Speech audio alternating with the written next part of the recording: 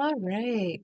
Hello and welcome everyone to our session Common Denominators, where we will be sharing some findings and insights from an evaluation of professional development programming to support two statewide OER publishing efforts. I'm Kaitlin Schilling, Associate Program Manager at the Rebus community, and I use she, her pronouns. And I'm Apurva Ashok. I'm the Executive Director at Rebus. I also use she, her pronouns. And just a reminder to anyone joining, the session is going to be recorded.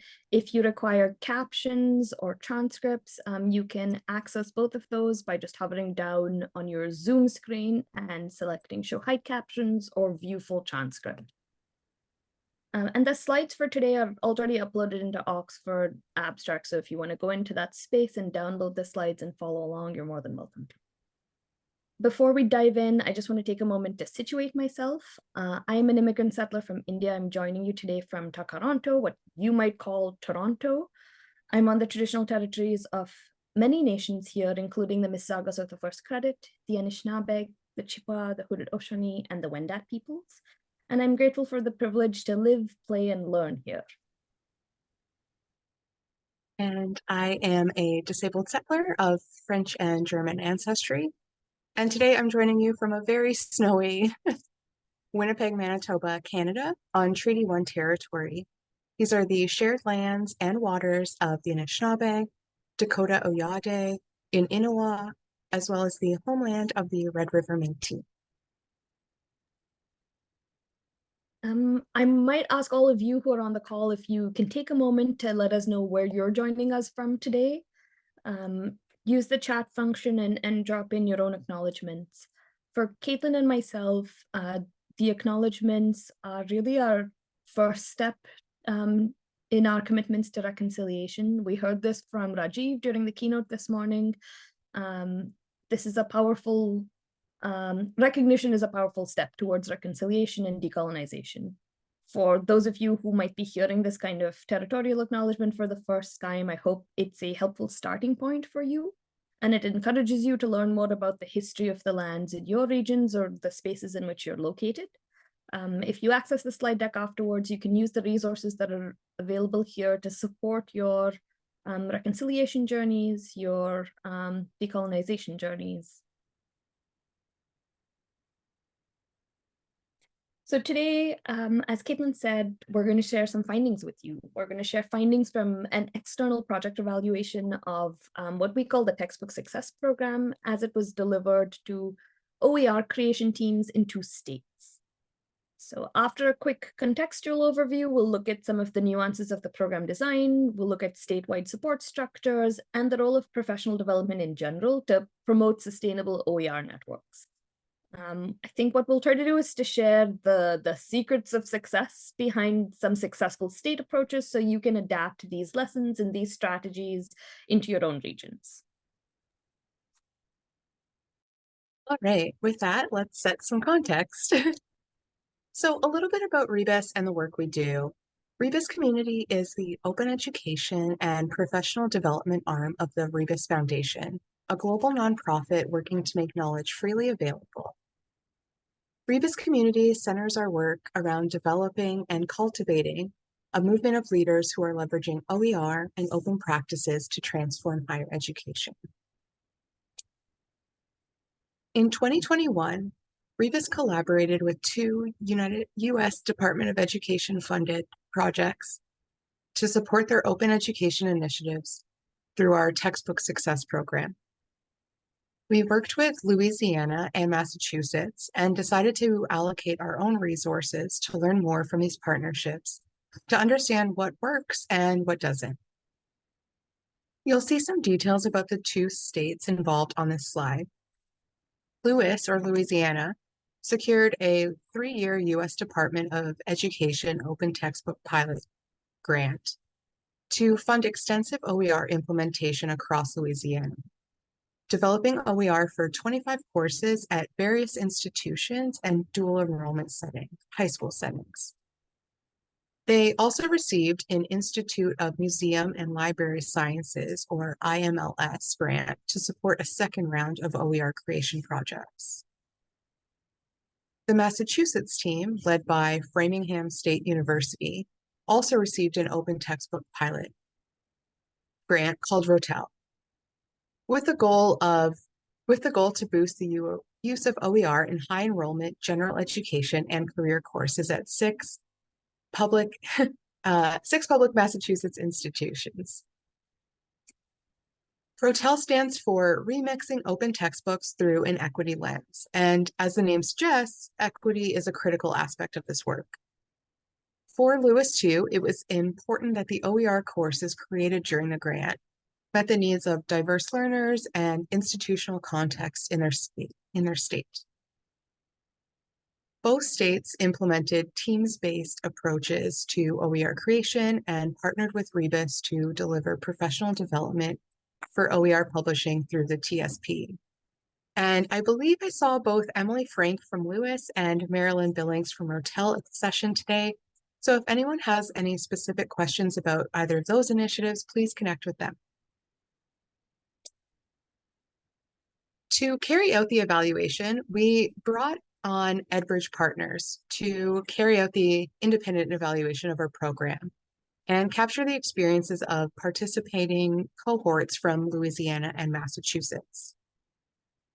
Edbridge Partners is a mission-driven consultancy committed to helping education institutions, membership organizations, and philanthropies perform at their very best for the students they serve. And I also believe I saw Annika Meni from Edbridge also here. So feel free to get in touch with her with any questions about Edbridge. With the evaluation, we really wanted to capitalize on the opportunity to learn from both states. So for this evaluation, Edbridge asked two questions.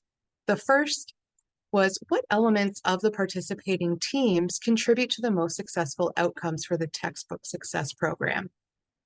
Is there something about team composition, structure, demographics, maybe prior participant knowledge, support structures within states, goals for participation, incentive structures, or participation frequency and concentration that makes this work really well?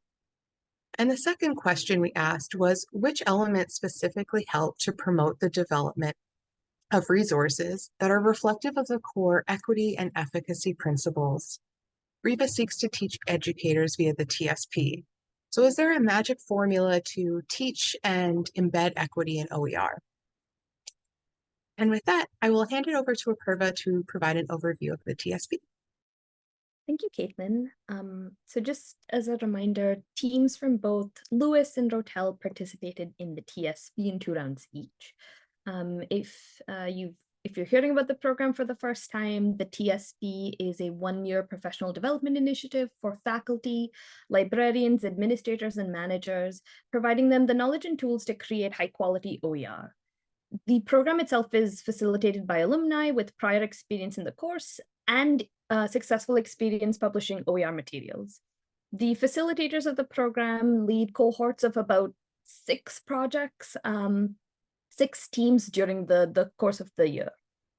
And the program itself, as you can see on this slide, comprises of 2 phases. Phase 1 is a planning phase of sorts. It lasts about 12 weeks, where participants learn fundamental concepts relating to open publishing and focus on setting up their projects.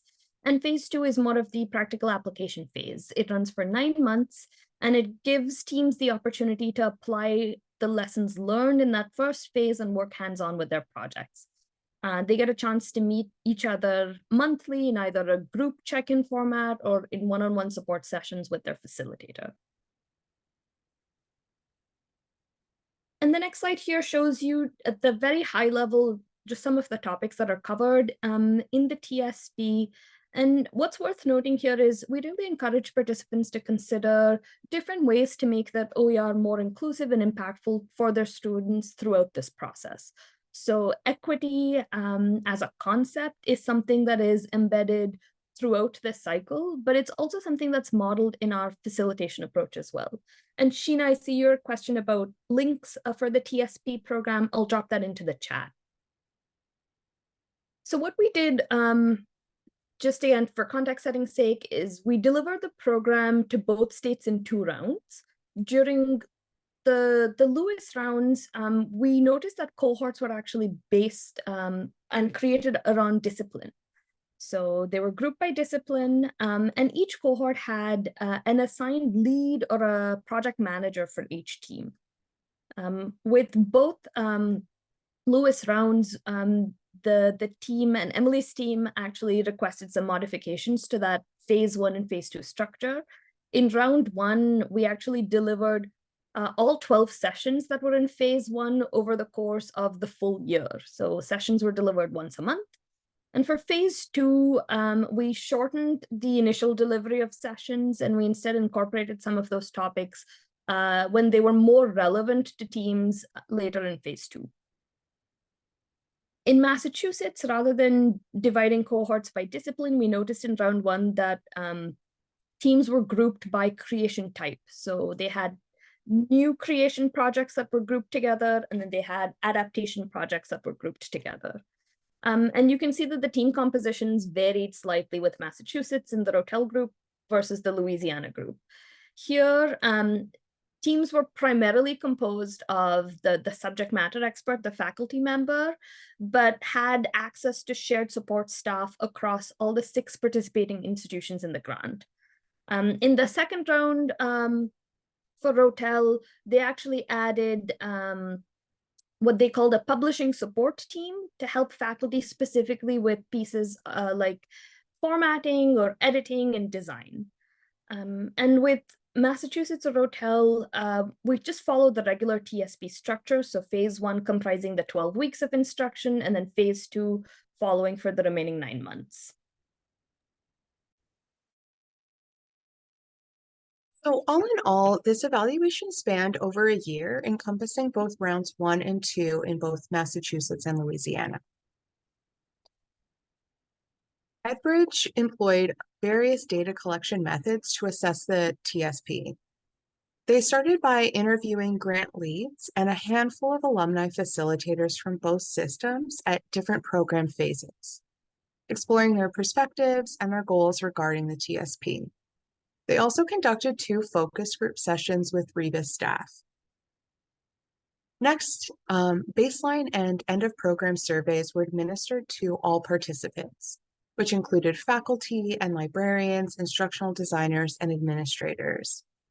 These surveys aim to evaluate participants' grasp of equity and efficacy principles taught by Rebus in the TSP and measure their growth in these areas following program instruction. In total, 114 participants completed the surveys.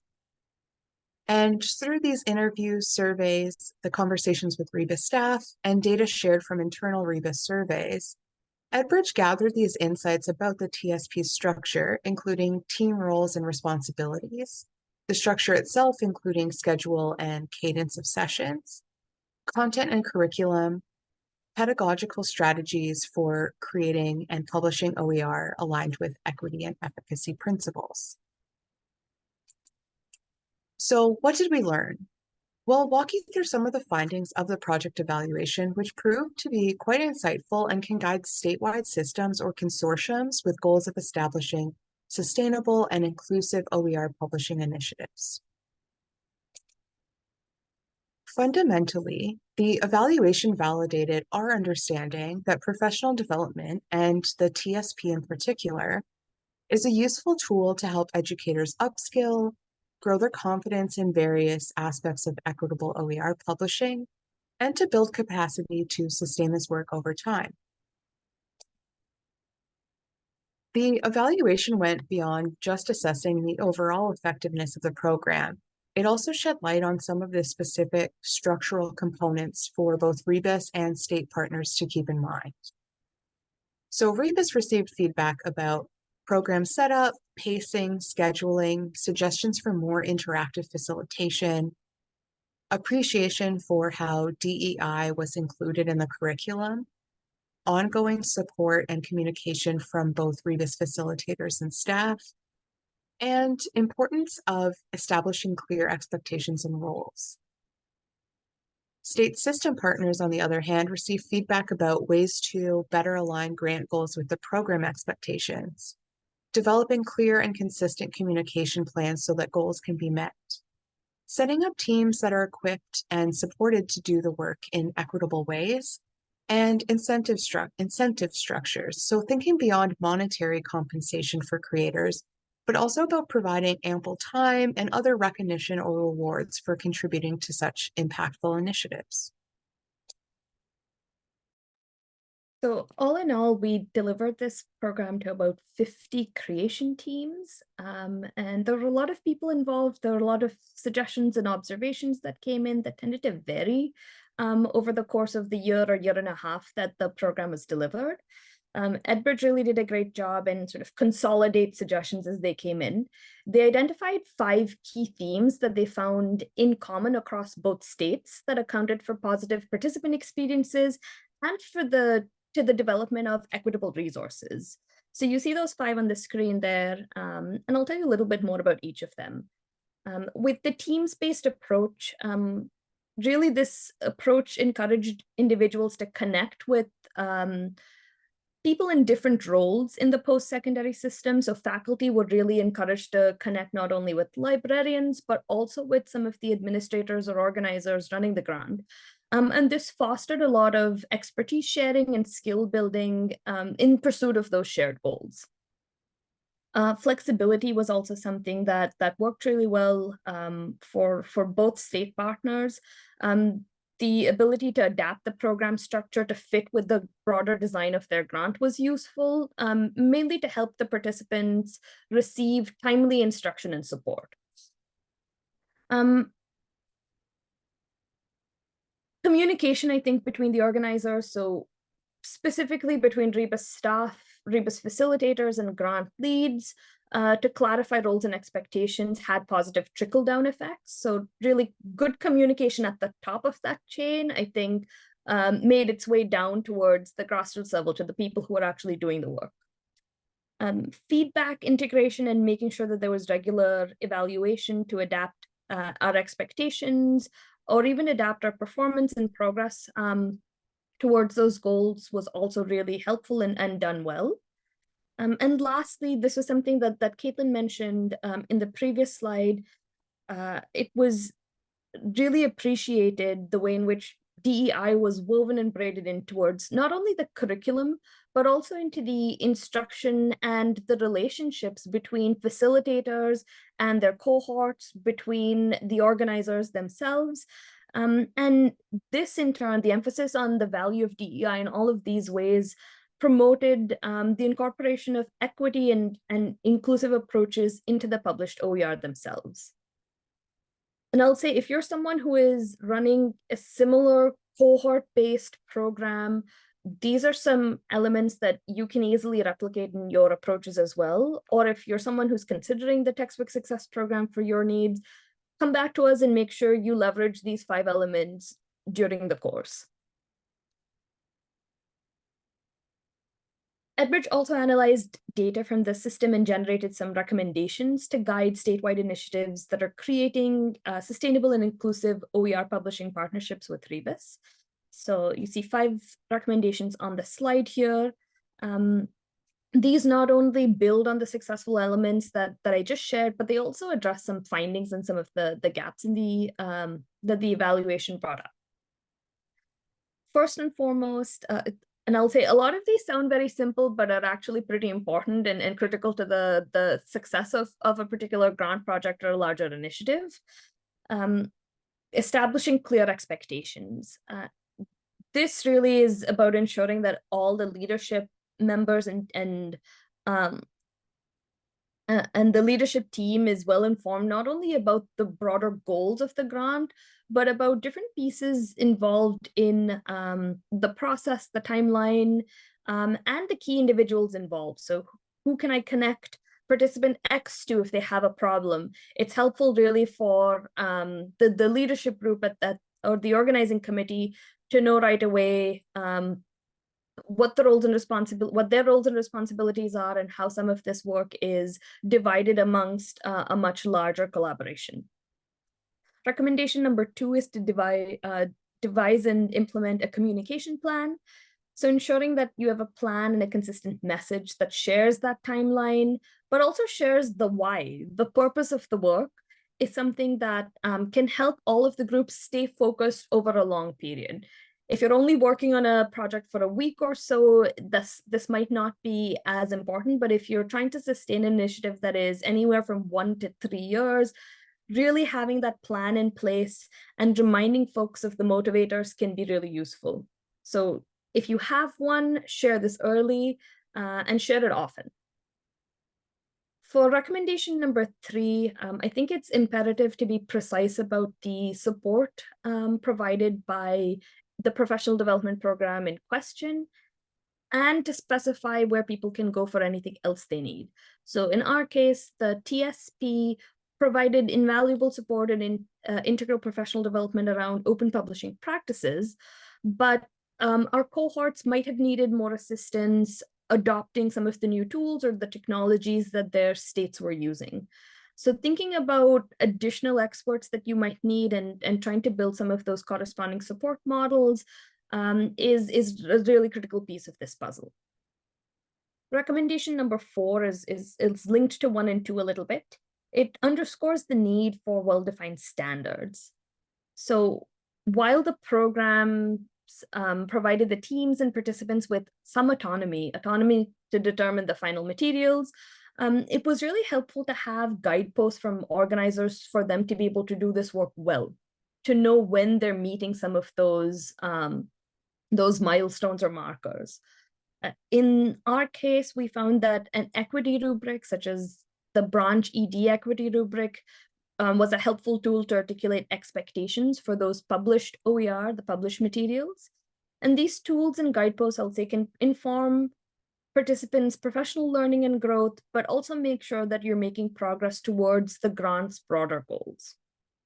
And recommendation number 5, create feedback loops for ongoing improvement. It's pretty self-explanatory, but having some kind of mechanism in place for teams to offer feedback to you if you're an organizer of one of these grants and vice versa is imperative to ensure consistency and continuous improvement. So if you're considering it, or if you're working on a statewide system initiative, keep these 5 straightforward but important recommendations in mind.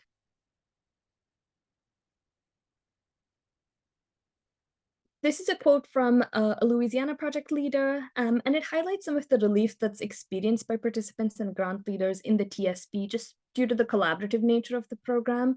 So they say, one of the values of participating in the TSP is the lightening of our load, someone else doing the work. The Rebus team is tremendously generous, which is clear in their approach. They really want projects to succeed, and they view success in a lot of different ways.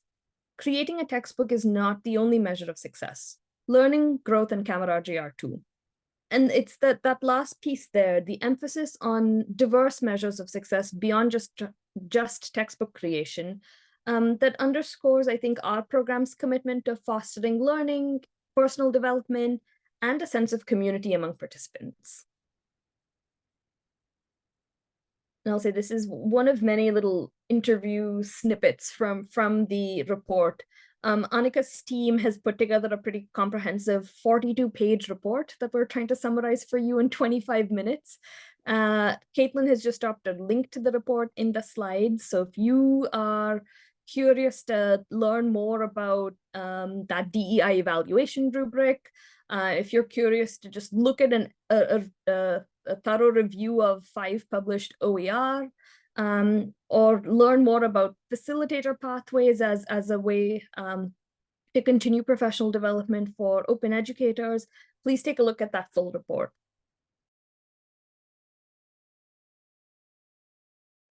All right, I know we only have like 1 minute left. So all in all, the evaluation did study the textbook success program and found it was a valuable professional development pathway for creating networks of OER publishing experts across a statewide system.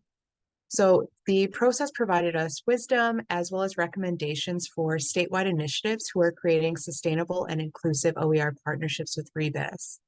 And again, I'll pop the link in the chat, but as Apurva mentioned earlier, it was a lot to fit in all of the findings and condense all of that into a 25-minute presentation, but we do encourage you to delve deeper into the program changes, the 2 state systems, and our recommendations, and we invite you to explore the full report linked to in the slide deck as well as in the chat. And I know we don't have time for questions, but if you do want to get in contact with us, our email is contact@rebus.community, and we will stick around for a few minutes if anyone has anything they want to ask or share later on. So with that, I will stop my share, and thank you so much for your time, and thank you to our partners for letting us learn from our work together. Thank you. I'm going to stop recording. But again, if you wanted to continue on chatting informally, then we can do that.